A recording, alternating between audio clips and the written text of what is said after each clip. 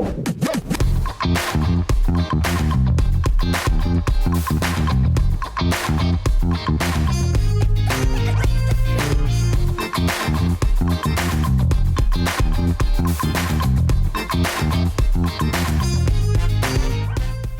morning, everyone, and welcome to this final fireside of this semester. I'm going to breathe out loud. Hi, my name is Dr. Reginald King. I am the chair of the Business and Entrepreneurship Department here at Prince George's Community College. We'd like to welcome you to our fireside, The Business of Money. I'm going to now introduce Heath Carlock. Heath is the coordinator for our Financial Empowerment Center. If a lot of you don't know, we do have a Financial Empowerment Center. Heath runs classes throughout the semester teaching students on financial empowerment. Heath Carlock is a strategic leader focused on financial developing empowerment and community impact. He leads program development, partnerships, and initiatives that expand access to financial resources, drives economic mobility. Guided by access, leadership, and partnership, he is committed to helping individuals and communities achieve lasting financial stability. Let's give a hand for Heath Carlock. Thanks, guys. 25 years ago, I was a student here at the college, so a quarter century ago now. So you can take your talents to South Beach or anywhere else around the world, right? I've taught in 6 countries and things like that. Don't discount the fact that you're a community college student here in Prince George's County. This is an oasis, and you'll find that the talent and education you're getting exposure to here is going to take you a long way. So enjoy the ride. The Financial Empowerment Center, your Financial Empowerment Center, is a project of the United Way of the National Capital Area and is located here on campus at Chesapeake Hall on the first floor. I know that some of you have come to some of the virtual sessions, some of the classes. Maybe you've seen me on campus. Maybe you've participated in some of the different workshops we've done and services, including tax preparation. It's tax season. Tomorrow's tax day, right? You got to get your taxes in or file for an extension. It's going to be all right. How many of you are working? Hands up, don't be shy now. You're making some income. That's good. So you'll need to know what to do with that money. You also have to account for the idea that you have taxes. Partnership, as Dr. King mentioned, is really critical to this role as program director of your Financial Empowerment Center. The Financial Empowerment Center is run by grants, right? And so as a part of that, SECU Maryland is in partnership with a group called Personal Finance Lab and Stock Track. And we have a short announcement we'll make in a little bit. But SECU Maryland is the State Employees Credit Union of Maryland. And Annie Weinschenk is the Director of University Partnerships. These roles that you'll hear from Annie and Ms. Benton, you'll note that these are roles that you can acclimate with yourself one day. And they'll tell you how. So Annie Weinschenk is a connector, collaborator, and strategic leader with over 15 years of experience bridging higher education and industry. As Director of University Partnerships at SECU Maryland, she leads initiatives that advance financial education and career readiness across Maryland. Annie is passionate about building partnerships, creating opportunities for students, and driving programs that strengthen workforce development and community impact. They have a slide presentation that they're going to get to, but Annie, you also have a wonderful colleague. I do. From Prince George's County. Prince George's County native. Thank you for that. Dawne and I, we have a small team, small but mighty team. It's myself, Dawne, and Rasha Antar makes it all happen, the 3 of us. We're not used to this. Like when Heath is talking about an oasis, look at this building that you're in. This is amazing. Okay, take advantage of every opportunity you can while you're here because it's yours. Grab it. And I am joined by my amazing colleague, Dawne Benton. Dawne is a Prince George's Bowie High School graduate, graduated from Morgan State, joined SECU about 5 years ago, right? 3 years ago, but been in financial services and banking for 5 years. came on my radar. I had an opening on my team, came on my radar because she grabbed every opportunity she could. She put herself in front of me to present. She was obviously passionate about financial education. She knew our products and services, and she knew how to help people. So right away, when this position was posted, I reached out to Dawne. I peer pressured her. I was like, you better apply. She regrets it, but, right?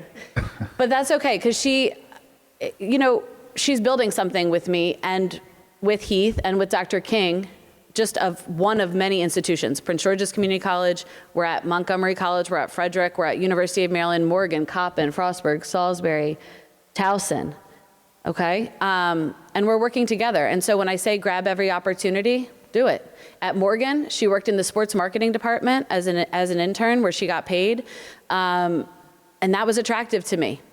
I was like, okay, she's been in higher ed. She understands some of the challenges that we're gonna have. So those are the types of things as a supervisor that I was looking for. And I am so thankful every day that she is here and brings her knowledge, brings her experience, brings her background. So she's gonna share a little bit about herself as we go through the presentation. Yep. That's awesome. Dawne, we'll start with you. For students just starting out, what is the most important thing they should understand about credit, and why does it matter so much? I think can everyone hear me? Okay.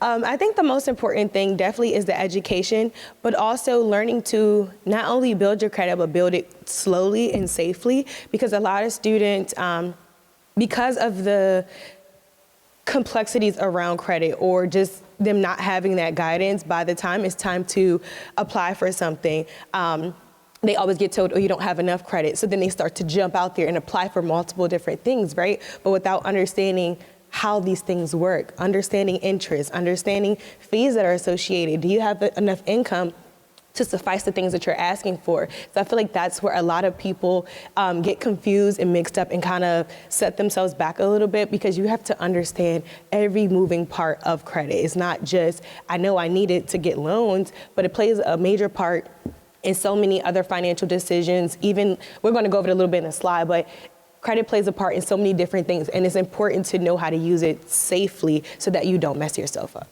That's good.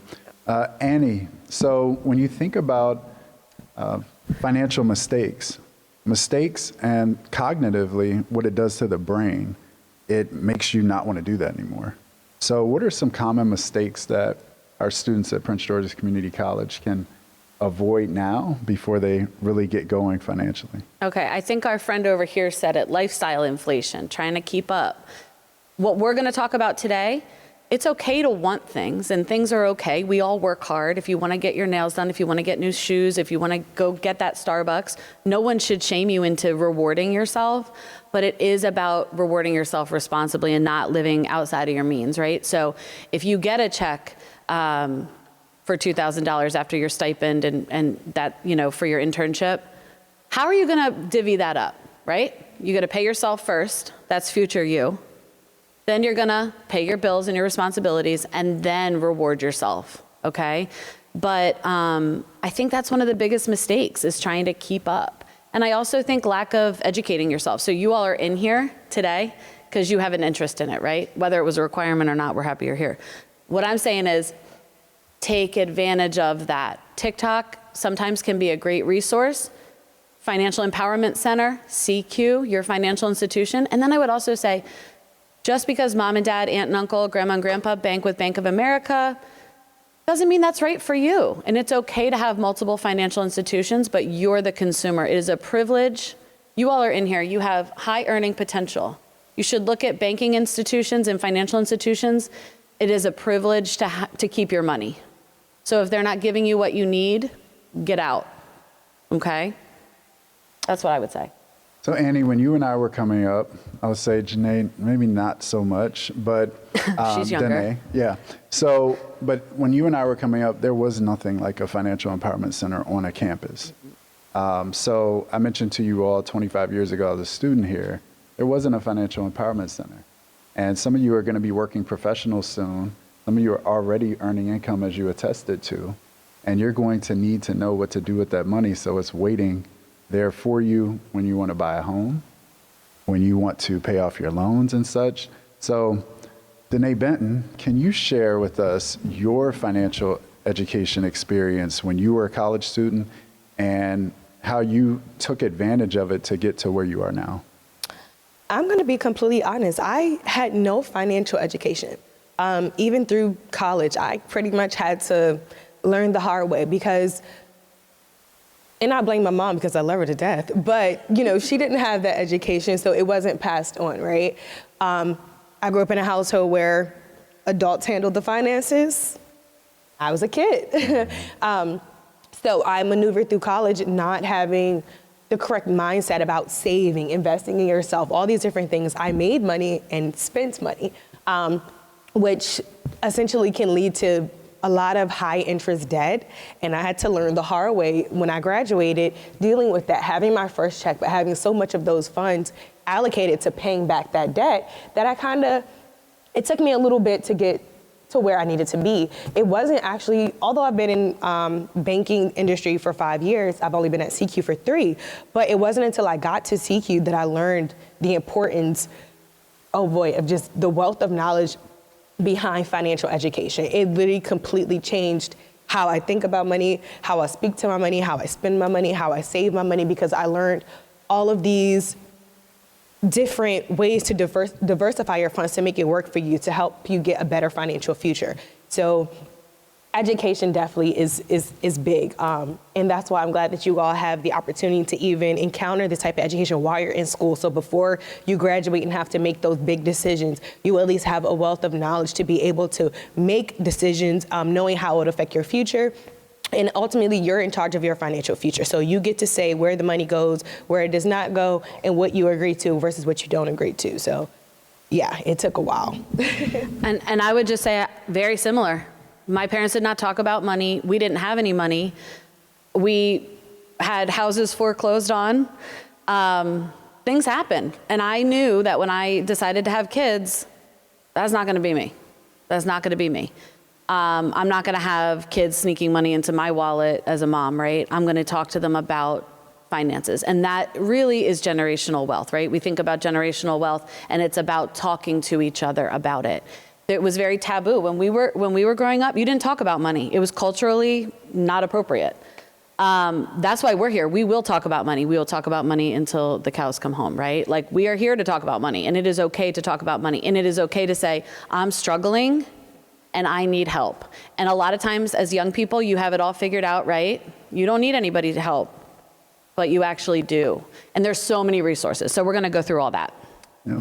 But very similar story to Dawne. And last point as we transition into that. So sometimes people come to me, they say, Mr. Heath, what does it take to be a millionaire?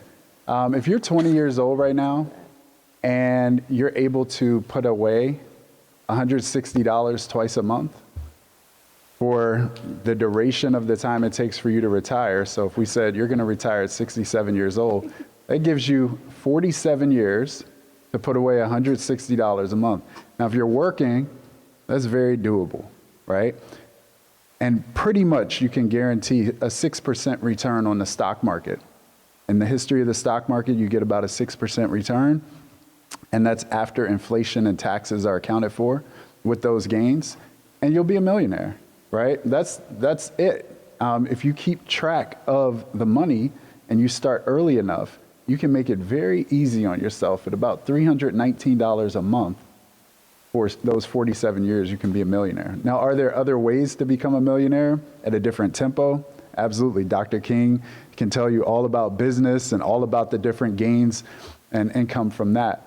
But we're really excited to have SECU Maryland here. And you're also going to announce the stock track competition as too. All right, so yeah, this week is week 1 of a really fun stock track competition. Everyone who signed in today will get an email with all of the details. We'll be announcing a winner every week from here until May 1st on Fridays. You have to register. So first prize will be $150. Second prize is $25. Can everyone hear me? I don't know. Okay. First topic is basics of budgeting. Okay, there's a little quiz that you have. There's a module you'll go through in a quiz. All the rankings will be shown on the stock track platform. Then next week, I think we do credit building, so a little module and a quiz. And then finally, I think we do basics of investing, but that will all be shared in an email. Please consider, tell your friends, share it, get that money. That $150 could go towards your first deposit to your future use fund, right, Dawne? I know we'll all be, the gift cards will be sent out via email. We could do a whole session on financial digital fraud. It is, if it's coming from me or Dawne Benton or Rasha Antar from SECU, it's legit. All right, so who in here, and this is for a prize, not $150, but a prize. Who can tell us what a credit union is? That's right, community-oriented. So we can do everything a financial institution, but we are owned by our members, which means at the end of the day, we don't have shareholders that we're giving our money back to. Okay, Bank of America does. Nothing wrong with having both. I have Bank of America, and I also have SECU, and I also have Chase, and I also have Capital One, just like Dawne. It is a lot, because each of those can offer me different things, right? And they offered me different things at different times in my life because I change, right? SECU is different because we're the biggest credit union in Maryland. Anybody in here belong to a credit union? NASA, Tower, Navy's huge. They've got great, Navy's great. Okay, credit unions are great because they typically have lower fees, fewer fees, no fees, especially for people that are young, right? You should never be paying a yearly fee for a credit card, ever, ever, ever, okay? We also have a virtual financial center. So we have 23 branches across the state of Maryland, but we also have a virtual center. So you can log in from your phone, bank from your couch. It can do everything that our branches can do. Like this. So you all are community college students, right? SECU is giving away 20 $10,000 scholarships, okay, for students who are transferring from a 2-year school to a 4-year school in the fall. We do it every year. This year we're giving 20. Because it's our 20th year doing this. No GPA requirements, no major requirements. You do need to write an essay about what financial education means to you and how it's gonna help you in your future.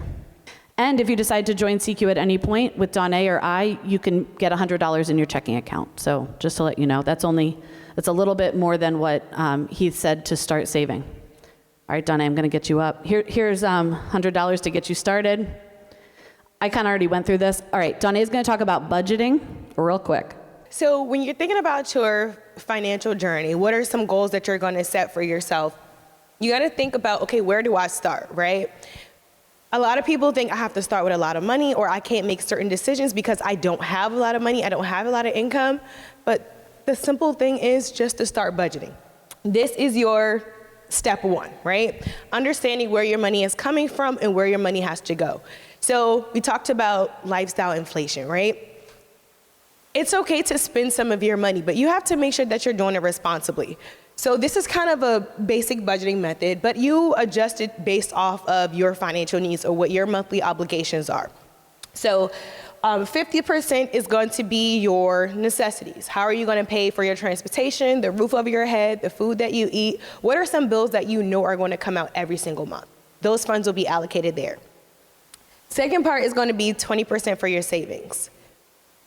I cannot emphasize how important it is to start saving. No amount is too small, and you're not too young to get started. The earlier you start, the better your future self will love on you, okay? Make sure that you're prioritizing savings. And then that 30% is going to be your guilt-free spending, right? Again, you work hard to earn your income. Enjoy a little bit of it, right? But enjoy it responsibly. Make sure you have funds that are specifically allocated for those things.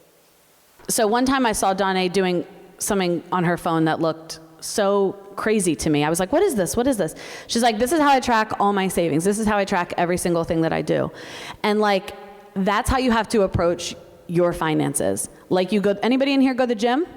Anybody in here care about how they feel physically? Yeah, it's the same thing. You gotta get up, you gotta be habitual about it, you gotta check in. This future me, I think you actually have it labeled future me or something, or you have do not touch.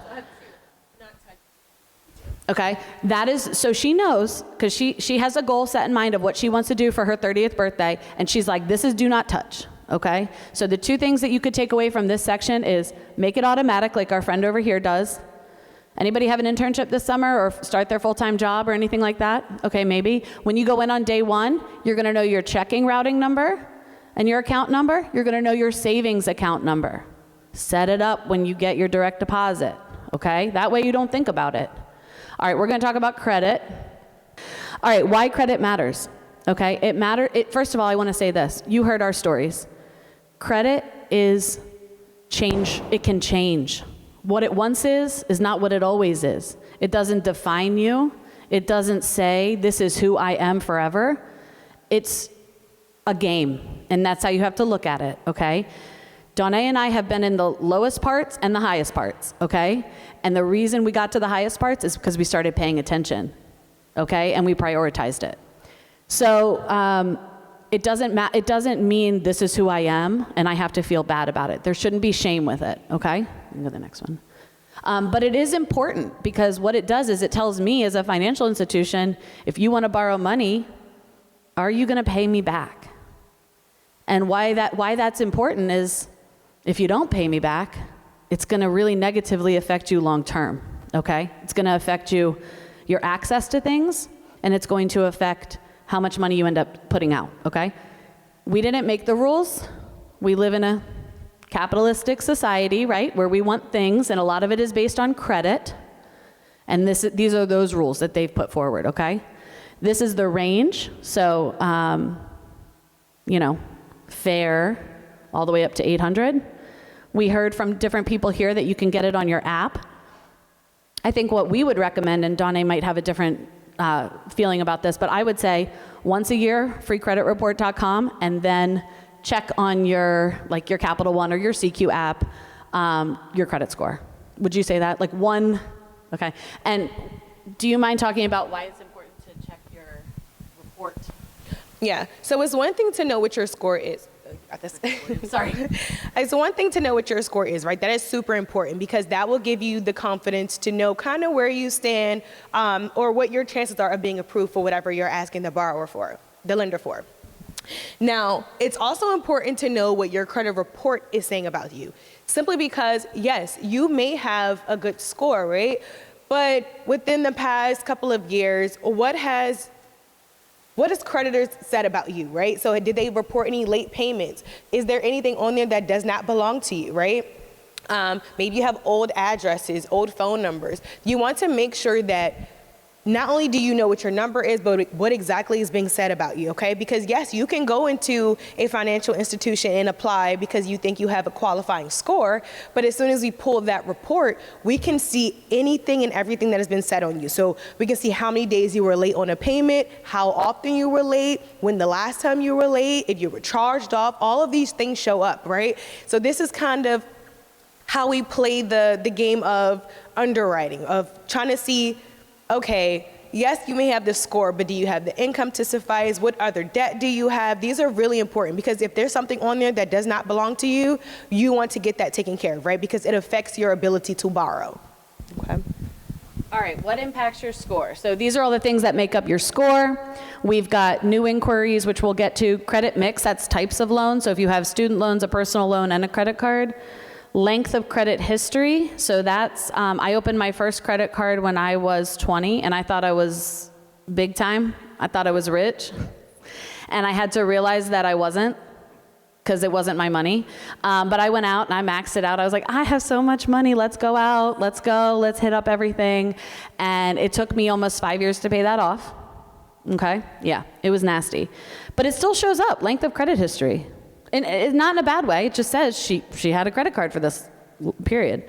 Payment history is what really jacked me, right? Payment history. Because it was like she just spent all this money and walked away. And that's what I did. And my mom was like, we need to have a conversation. And she owned it. She was like, I realize I didn't tell you anything about this. It's my fault. But now you got to pay it off, right? And then credit utilization. How much of the credit are you using? So you've been approved for $10,000 and you're using $9,999. How does that look? Not good. Yeah, scary. That tells the lender like, uh-oh, they need money. So let's just say you graduate college and then you come into, or you go to a financial institution and you want to borrow. it's either two things going to happen. You're probably going to get denied because you don't have enough credit or you don't have credit history, so you have nothing built up under your name, or it's going to require a couple more steps, right? So even if you have a good credit score, you may not be able to reap the benefits of having a good interest rate simply because you don't have to put money down. You have to show some type of activity on your own credit. There is something called a secured credit card. Yeah. Chime has a debit building credit card. Secured credit cards are a great way to start. It's safe and it's your money. Most financial institutions offer them. Are they cool? Are they heavy? Are they black like Amex? No. No, there's no swagger with them, right? They're kind of dorky and it's okay. Right, it's getting you started. Because what's cooler than a cool card is having money, right? Okay, so anyone in here an authorized user on their parents' credit card? Anyone lucky enough to be that? I wasn't that. Okay, good. Okay, great question. Because what it does is it allows your parents to give you access to things so you have money, right? And that's really important because sometimes you just need money. Why it's not super helpful, and the question was at what age is it time to cut it? Mom and dad and grandma and grandpa are amazing humans, right? We love them all. At some point, you got to be on your own. You got to stand on your own 2 feet, just like with a job, just like with your health insurance and your mental health, all of it. It's up to you. Same with finances. So while authorized user is great for that quick convenience, it's actually impacting mom and dad's score, not building your credit history. So I would say have a conversation this summer. We're going to start building your credit, okay? We're going to see. It's like taking the training wheels off, okay? Authorized users like a training wheel, we're going to take it off, okay? Can you make those payments? And it's important. And just one quick thing to add to that. Also, it depends on what type of card you are being added as an authorized user as well, because not all banks report authorized users, so sometimes it does not help. It does not help the actual authorized user. I'm not exactly sure, no. But yeah, so how old is your daughter? 19, yeah. So it would definitely be a good time to start off, like she said, a student visa or starter visa. Secured visa is probably going to be the best option because, again, you're borrowing against yourself. Yes. And you're good to do that. Yeah. You're protecting her. But if you're having open and honest conversations with her, I think it's a good time for her to try. And I would challenge you all to have that conversation. I think I'm ready because you might need a cosigner. You might not be ready because there's something called debt to income, which we're going to get to. This is how it plays out in real life. So Dawne has a 740 credit score. She's going to get this 3% APR. Okay, her monthly payment's going to be $540. Her total interest paid over the life of the loan is going to be $2,300. Okay, I have a $550 because remember I went out and I thought I was big and I'm not. I have a 10%. That's what I got approved for. My monthly payment doesn't look that different. But look at my lifetime interest paid, almost $9,000. So that's how it plays in real life, okay? That's why it's important. And we're not trying to scared straight you, okay? We're just trying to have a conversation so you all know. But it does impact you. So these are really good tips. Only use it when you need it. Gas, groceries, and make those set up automatic payments. So I think a lot of people have the notion around a credit card is like, I have to use it. It's going to help my score, it can hurt my score. A lot of people are scared to get credit cards because they simply don't know how to use it. A credit card, yes, is a, can there, I think, yeah. I don't know. I think, can you hear? Can you guys Can everyone hear her? Okay. Okay. Well, a credit card it is a credit building tool, right? But it's not something you have to use all the time. Like Annie said, use it for something like gas. Use it, pay it back, right? It's not about how much money you can spend on it. It's the utilization and making sure that you can pay it back responsibly. So when you have the card, yes, use it for one or two things. Pay it back and then leave it alone. It's not a race to see how fast you can use it, pay it back, use it, pay it back. It's just a credit building tool to show that you are responsible. So something like having a credit card to start off with, right? Something small amount. That way you learn how to you learn how to pay it back comfortably. Your utilization rate. You start to get very familiar with how interest works. You learn the ins and outs of credit that way. But you don't want to just jump out there and start like trying to hurry up and build it. But you start slowly. So something like a credit card would be a good way to start building that. And I would say a secured credit card is great. Yeah. Because that's your own money. Here's the other thing. I'm the bank. Why do I want you to miss all your payments? Yeah, well, just shout it out. Interest. Interest. Because I want to get rich. I want to keep getting rich. I want to keep taking money from people and get rich, okay? I'm just being honest. It's a business. So if you look at it from that lens, they want to approve you for $5,000 because they want you not to pay it, because they want to end up having you pay $15,000, okay? That is how they make their money. That's how they pay their shareholders. Anybody in here own any Bank of America stock? Okay, good. You're making Dr. King money, okay? All right, emergency fund. Who in here has an emergency fund? Oh, I love it. Okay, good job. I do. But I didn't before I started working at SECU. Nope. For working professionals, we usually say 9 to 12 months have your bills covered. For students, we usually say about $1,000 to $1,500 in an emergency fund. That can be in a high yield savings account or a traditional savings account, okay? It does not need to be in your checking account, because then where is it gonna end up? In the stores. DoorDash, yeah, DoorDash. You're gonna give it to your DoorDash driver, and they deserve it, right? But that's not yours. So put it in a, high yield savings, because you can take it out. Don't put it in a CD. You're my CD guy. Don't put it in a CD. And this is my favorite thing, weekly transfers, $10 a week. Can anyone in here spare $10 a week, do you think? Maybe not, maybe, yeah, all right. All right, you want to take this one? All right, so earlier we had a question about, is it true if you check your score, will it drop it, right? So there's something called a soft inquiry and a hard inquiry. The soft inquiry is when you're going to check your score, right? It's not going to affect your score at all, right? This is you going to get information about yourself. You just kind of want to know where you stand, what's being said about you, what's being reported. That is not going to affect you. Now, where it will affect you and you will start to lose points on your score is when it's now a hard inquiry. A hard inquiry is when you are going to apply for new debt, right?